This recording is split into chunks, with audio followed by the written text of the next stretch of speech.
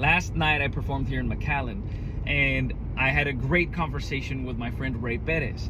I met Ray when I first moved here to the Valley, like within the first couple of months. I wanted to find a place where I could work out this sound in my head, this mix of blues and norteño and country and a bunch of other stuff. And at the time he was hosting an open mic, so every week I'd show up with new songs I had been working on. It proved to be a jumping off point for me in so many ways, and I'm grateful to him for that.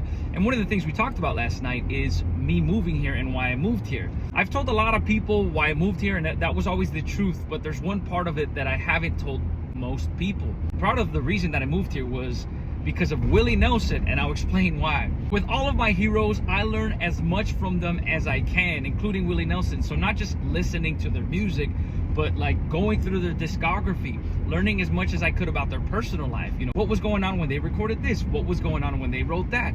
Watching interviews and watching videos of live performances and seeing them live, a bunch of stuff. And my point is this.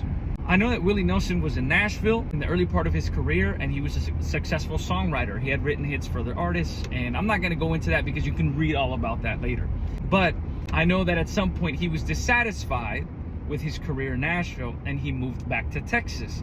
And in Texas is where he really became Willie. Like, Willie Nelson was always Willie Nelson. The music that he recorded in Nashville, the music that he wrote was always representative of him.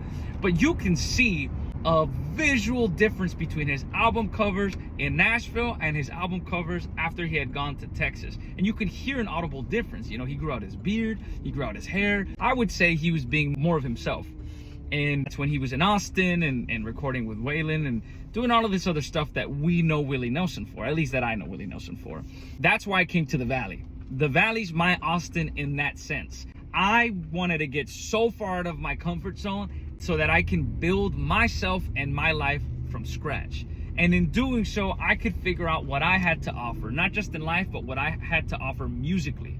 And now I feel like I have a good sense of the kind of music that I want to write, the kind of music that I'm writing. Since moving here, I have written countless songs. I released an EP of original music a couple of months ago, and I've got at least 40 something songs ready to record. I got lost down here, but in doing so, I found myself, and now I'm standing on solid ground, both as a person and as a musician. That doesn't mean that I'm gonna stop growing and developing. Obviously, my music and my sound is gonna keep growing. I'm gonna keep growing as a person.